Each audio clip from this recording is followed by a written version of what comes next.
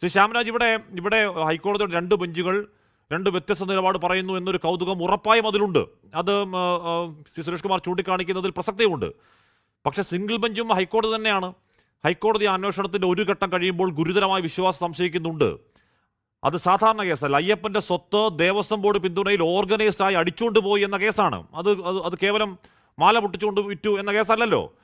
ഇനിയും ഈ SIT ഗംഭീരം, ഹാൻഡ് പിക്ഡ് ഓഫീസേഴ്സ്, വലിയ ട്രാക്ക് റെക്കോർഡ് എന്നൊക്കെ പറഞ്ഞുകൊണ്ടിരിക്കേണ്ട കാര്യമുണ്ടോ? SIT ഇരുട്ടിൽ തപ്പുന്നു. ശ്രീ ശ്യാംരാജ്, അത് പറയേണ്ട സമയമാണ്. ഹാഷ്മി, SIT ഇരുട്ടിൽ തപ്പുന്നു എന്നുള്ളത് മാത്രമൊന്നുമല്ല, SIT ഇരുട്ടാക്കിയിട്ട് അതിനകത്ത് കിടന്ന് തപ്പിക്കൊണ്ടിരിക്കലാണ്. ഞങ്ങൾ ഈ അന്വേഷണം നടക്കുന്നതിൻ്റെ തുടക്കത്തിലെ നമ്മളടക്കമുള്ള ആളുകൾ ഇരുന്ന് ചർച്ചയിൽ ഞങ്ങൾ തുടക്കത്തിലെ പറഞ്ഞതാണ്, സംസ്ഥാന സർക്കാർ SITയെ സ്വാധീനിക്കാൻ വേണ്ടിയിട്ടുള്ള സാധ്യതയുണ്ട്. ബഹുമാനപ്പെട്ട ഹൈക്കോടതിയുടെ മേൽനോട്ടത്തിൽ ഈ ഒരു അന്വേഷണം നടക്കുമ്പോൾ തന്നെ അതിൽ ഈ സംസ്ഥാന സർക്കാരിന് ഇവരെ സ്വാധീനിക്കാൻ വേണ്ടിയിട്ടുള്ള സാധ്യതയുണ്ടെന്നേ ഈ അന്വേഷണത്തിൻ്റെ തുടക്കകാലം മുതൽ ഞങ്ങൾ പറയുന്നതാണ്. നോക്കൂ, ഇടതുപക്ഷത്തിൻ്റെ പ്രതിനിധി വന്നിട്ട് എത്ര മനോഹരമായിട്ടാണ് ഇവിടുത്തെ ജനങ്ങളെ പറ്റിക്കാൻ വേണ്ടിയിട്ട് നോക്കുന്നത്. ദേവസ്വം ബെഞ്ചിൻ്റെ പരാമർശമല്ലല്ലോ, സിംഗിൾ ബെഞ്ചിൻ്റെ പരാമർശമാണല്ലോ എന്നൊക്കെയാണ് പറഞ്ഞത്. എന്താ സിംഗിൾ ബെഞ്ച് എന്താ ഹൈക്കോടതി അല്ലേ? ഇവരെന്ത് ന്യായീകരണമാണ് പറയുന്നത്? സിംഗിൾ ബെഞ്ച് എന്താ ഹൈക്കോടതി അല്ലേ? ബഹുമാനപ്പെട്ട ഹൈക്കോടതിയിൽ നിന്ന് ദേവസ്വം ബെഞ്ച് ആയിക്കോട്ടെ, സിംഗിൾ ബെഞ്ച് ആയിക്കോട്ടെ, ബഹുമാനപ്പെട്ട ഹൈക്കോടതിയിൽ നിന്ന് വന്നിട്ടുള്ള അവസാനത്തെ പരാമർശം എന്താണെന്നേ? അവസാനത്തെ പരാമർശത്തിൽ പറഞ്ഞിരിക്കുന്നത് കുറ്റപത്രം കൊടുക്കാത്തത് കൊണ്ട് ഈ പറഞ്ഞ കള്ളന്മാർക്ക് പുറത്തിറങ്ങാൻ വേണ്ടിയിട്ടുള്ള അവസരം SIT ഉണ്ടാക്കി കൊടുത്തു എന്നല്ലേ? അതിനുശേഷം ദേവസ്വം ബോർഡൊന്നും പറഞ്ഞിട്ടില്ലല്ലോ. അത് തെറ്റാണെന്ന് ദേവസ്വം ബോർഡൊന്നും പറഞ്ഞിട്ടില്ലല്ലോ. അങ്ങനെ പറഞ്ഞിട്ടില്ലെങ്കിൽ ഇപ്പം നിൽക്കുന്നത് ആ സിംഗിൾ ബെഞ്ചിൻ്റെ പരാമർശം തന്നെയാണെന്നേ. എന്ന് പറഞ്ഞാൽ ഈ ശബരിമലയിലെ വലിയ വൻ കൊള്ള നടത്തിയിട്ടുള്ള ഈ കൊള്ളക്കാർക്ക് സ്വാഭാവികമായിട്ടുള്ള ജാമ്യം ലഭിക്കാൻ വേണ്ടിയിട്ട് ഈ SIT കൂട്ടുനിന്നു എന്ന് ഇനി ഈ ഇടതുപക്ഷത്തിൻ്റെ പ്രതിനിധി പറയുന്ന അദ്ദേഹത്തിൻ്റെ വാദം അംഗീകരിച്ചെന്ന് തന്നെ വെച്ചു. അങ്ങനെയെങ്കിൽ ബഹുമാനപ്പെട്ട ദേവസ്വം ബെഞ്ച് പറഞ്ഞിട്ടുള്ള മുൻപത്തെ കാര്യങ്ങളൊക്കെ ശരിയാവേണ്ടി ഇവർ അംഗീകരിക്കുന്നുണ്ടോ? ഈ ഒരു അന്വേഷണത്തിന് ഉത്തരവിട്ട് തന്നെ അവരല്ലേ. വൻ സ്രാവുകൾ ഇനിയും കുടുങ്ങാനുണ്ടെന്ന് പറഞ്ഞ ദേവസ്വം ബെഞ്ചല്ലേ. വൻ സ്രാവുകൾ ആരൊക്കെയാണെന്ന് ഇവർക്ക് പറയാൻ വേണ്ടി പറ്റുന്നുണ്ടോ? എന്തേ കടകംപള്ളി സുരേന്ദ്രനെ കുറിച്ച് ഒരു അക്ഷരം ഉണ്ടാത്തത്? എന്തേ കടകംപള്ളി സുരേന്ദ്രനോട് അന്വേഷണം പോകാത്തത്? എന്തേ അദ്ദേഹം ഈ പോച്ചിയുടെ വീട്ടിൽ പോയിട്ട് കുട്ടിയുടെ പിറന്നാൾ ആഘോഷിച്ചു എന്ന് പറഞ്ഞിട്ട് അന്വേഷണത്തിലോട്ട് നീങ്ങാഞ്ഞത്? ഇതൊന്നും നീങ്ങിയിട്ടില്ലാന്ന്. അവിടെ ഇത് സംഭവിക്കുന്നത് ദേവസ്വം ബെഞ്ചോ അല്ലെങ്കിൽ മറ്റേതെങ്കിലും ബെഞ്ചോ എന്തെങ്കിലും ഒരു പരാമർശം ഉണ്ടാകുമ്പോഴത്തേക്ക് ജനങ്ങളുടെ കണ്ണിൽ പൊടിയിടാനോ അല്ലെങ്കിൽ അവരെ സമാധാനിപ്പിക്കാനോ എന്ന പോലെ ചില നടപടികൾ എടുക്കുന്നു. നിങ്ങൾ എടുത്തു നോക്കിക്കോ. നിങ്ങളെ പത്മകുമാറിനെ അറസ്റ്റ് ചെയ്തതിന് ശേഷം എത്ര ദിവസങ്ങൾക്ക് ശേഷമാണ് മറ്റ് അറസ്റ്റ് നടന്നിട്ടുള്ളത്? ഇനി തന്ത്രി അറസ്റ്റ് ചെയ്തതിന് ശേഷം ഈ അടുത്ത അറസ്റ്റ് ചെയ്താൽ ഉണ്ടായിട്ടുള്ളത് എന്താ മന്ത്രിയിലോട്ട് എത്താത്തത്?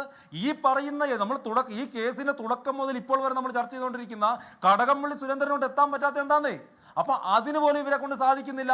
അപ്പം ഈ തുടക്കത്തിൽ പറഞ്ഞിട്ടുള്ള ആദ്യം അറസ്റ്റ് ചെയ്ത ആളുകൾക്ക് സ്വാഭാവികമായിട്ടുള്ള ജാമ്യം കിട്ടാൻ വേണ്ടിയിട്ട് ഇവർ കൂട്ടുനിൽക്കുന്നു, SIT കൂട്ടുനിൽക്കുന്നു. 2, മന്ത്രിയെ പോലെയുള്ള കടകംപള്ളിയെ പോലെയുള്ള ആളുകളിലേക്ക് ഇവർക്ക് എത്താതിരിക്കാൻ വേണ്ടിയിട്ടുള്ള കാര്യങ്ങൾ ചെയ്തു കൊടുക്കുന്നു. അതല്ലേ സംഭവിച്ചുകൊണ്ടിരിക്കുന്നത്? ഇതുകൊണ്ടാണ് തുടക്കം മുതൽ തന്നെ ഞങ്ങൾ പറഞ്ഞത് ഈ ഒരു അന്വേഷണത്തെ ഈ SITനെ ഈ സംസ്ഥാന സർക്കാർ അട്ടിമറിക്കാൻ വേണ്ടി അല്ലെങ്കിൽ സ്വാധീനിക്കാൻ വേണ്ടിയിട്ടുള്ള സാധ്യതയുണ്ടെന്ന് അന്ന് ഞങ്ങൾ പറഞ്ഞ അക്ഷരം പ്രതി ഇപ്പോൾ ശരിയായിട്ടില്ലേ? ഇപ്പോൾ എന്താണ് കേരളത്തിൽ സംഭവിച്ചുകൊണ്ടിരിക്കുന്നത്? നിങ്ങൾ പറഞ്ഞ ഒരു വാക്ക് വളരെ കറക്റ്റാണ്. ഈ കേസ് എങ്ങോട്ടാണ് പോയിക്കൊണ്ടിരിക്കുന്നത്? ഇത് ഇപ്പോഴത്തെ ഈ പോക്ക് കണ്ടിട്ടുണ്ടെങ്കിൽ ഇത് ചക്രശ്വാസം വലിക്കുകയാണ്, അതിൻ്റെ അവസാനത്തെ ശ്വാസം വലിക്കുകയാണെന്ന് നമുക്ക് തോന്നിപ്പോകും. മുമ്പോട്ട് കേസ് നീങ്ങുന്നതേ ഇല്ലാന്നേ. നാളെ എത്രയും നമ്മൾ ചർച്ച ചെയ്യാൻ വേണ്ടി തുടങ്ങിയിട്ട് ഇതിൻ്റെ അടിസ്ഥാനപരമായിട്ടുള്ള എല്ലാ കാര്യങ്ങളും അവിടെ തന്നെ നിൽക്കുകയല്ല കാശ്മി. ഈ തൊണ്ടി മുതൽ എവിടെയാ? 2-3 ആയില്ലേ നമ്മൾ ചർച്ച ചെയ്ത്? തൊണ്ടി മുതൽ എവിടെയാ? അതെന്ത് ചെയ്തു? മാത്രമല്ല ഈ ക്രൈം എങ്ങനെയാണ് എന്ന കാര്യം ഇപ്പോഴും വ്യക്തമല്ലെന്നേ. ഈ പറയുന്ന രീതിയിൽ ദ്വാരപാലക പാളികൾ കോടതി സംശയിച്ചതുപോലെ സുഭാഷ് കപൂർ മോഡൽ അപ്പാടെ കടത്തിയോ അതോ സ്വർണ്ണം ഉരുക്കിയതേ ഉള്ളോ തുടങ്ങിയ കാര്യത്തിൽ പോലും ബേസിക് ആയ സംശയങ്ങൾ നിലനിൽക്കുകയാണ്. തൊണ്ടി മുതൽ എവിടെയാണെന്ന് അറിയില്ല. പിന്നെ ഈ കേസ് എങ്ങനെ നിൽക്കും എന്നാണ് പറയുന്നത്. എത്ര സ്വർണ്ണം? എന്തിനാ ഹാഷ്മി വ്യക്തതയുള്ളേ? എന്തിനാണ് വ്യക്തത ഉള്ളതെന്ന് ആലോചിച്ച് നോക്കൂ.